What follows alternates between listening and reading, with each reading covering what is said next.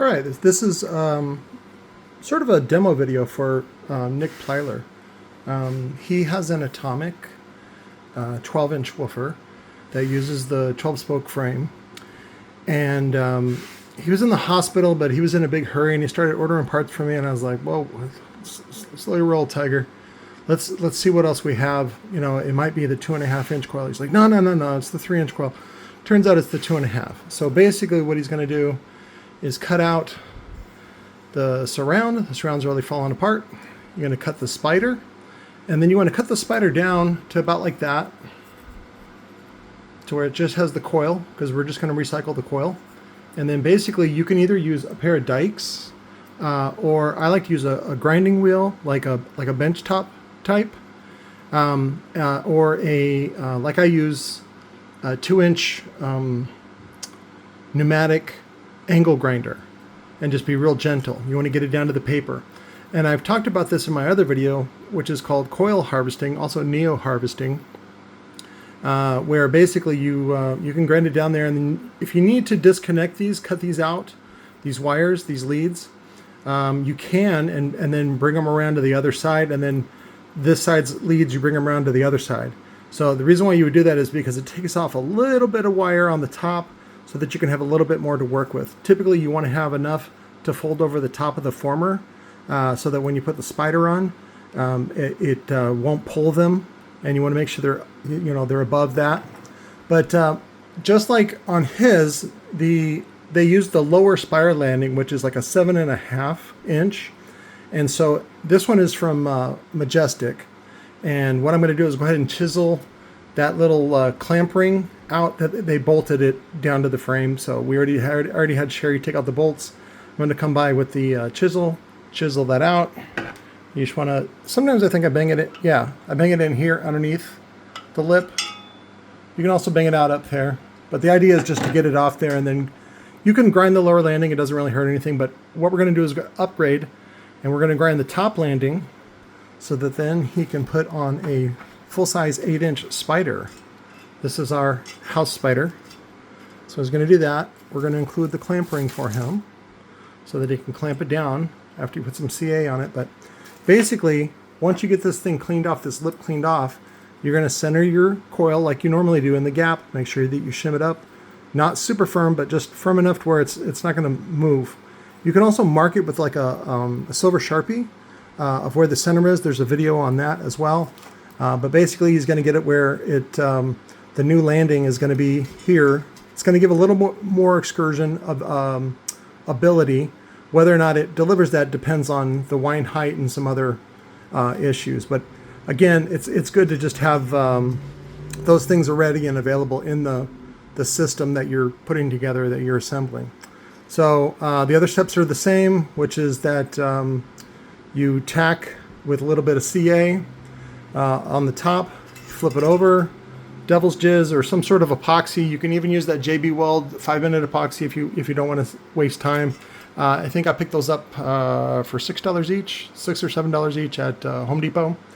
And so basically you do a nice bead on the bottom, and then when that's cured, you flip it over, shim it up, and then you basically lay down your top landing, where again this will be ground down to metal, and so will this landing. This is the surround landing.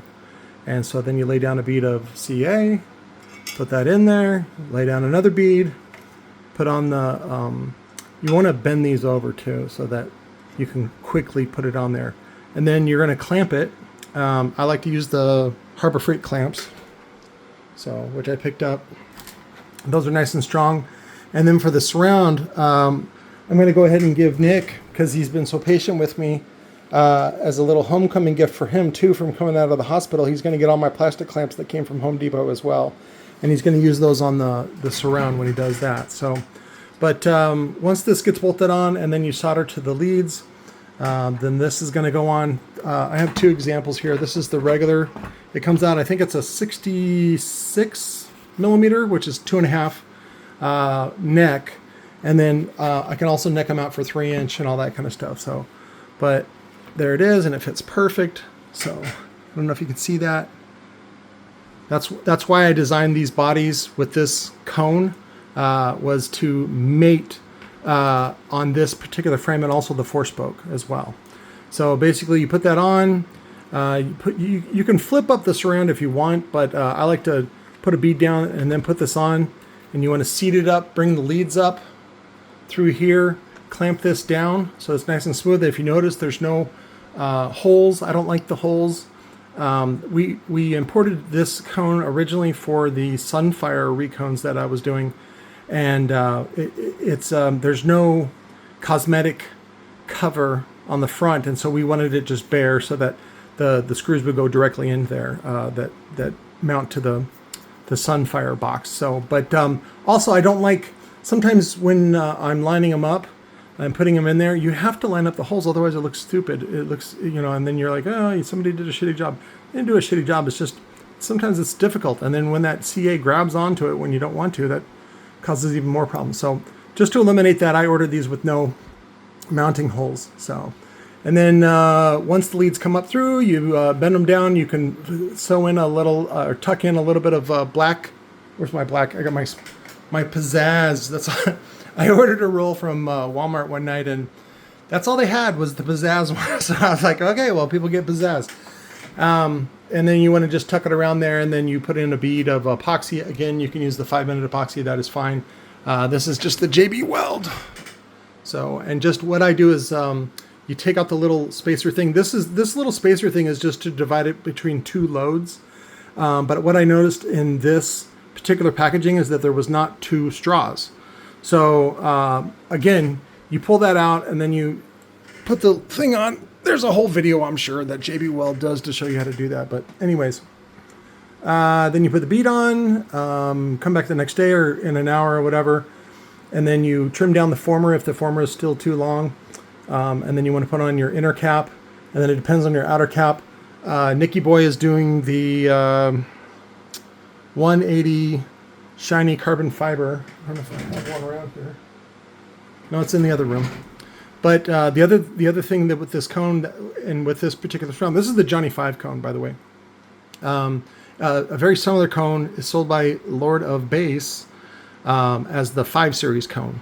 So, and that comes in different nomenclatures of different names of it ends up being the 5 series, this particular roll. So he sells a 15, a 12, and a 10, all with a similar roll. The 10 is a little bit different, but he also calls it the 5.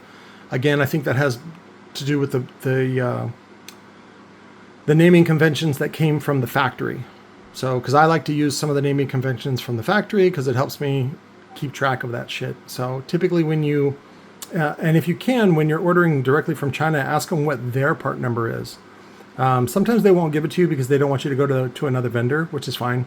And then you can assign a part number on that cone that you can then order next time you order. But anyways, so then we put the inner cap and then we do the outer cap and then it's done. You can put on a decal and then it's good for another, gosh, his is probably 30 years old, 25 years old. And then it's good for another 25, 30 years.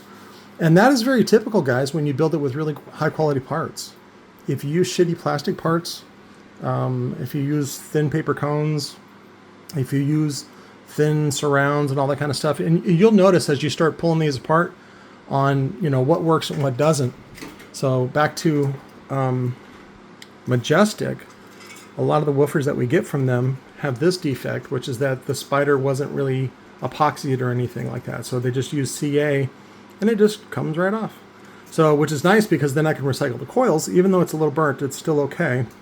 It's just, what do they call it? Discolored.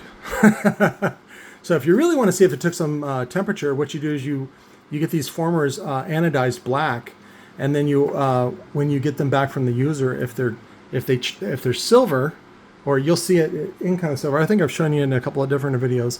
Then you go, yeah, this got some heat. You kind of abuse this. And so the other one is to look for rubbing on the inside to see if it was abused. This one was in a rusty, crusty motor that got left out in the rain. But anyways, that's the video for Nicky, and that's for if you want to reuse your voice coil, but you want to buy the rest of the soft parts from us, that's what you would do. So thanks again. Have a great weekend. I know it was a short week this week, but try to get out there and get some of these projects and enjoy this good weather. I know some of you guys are getting snow.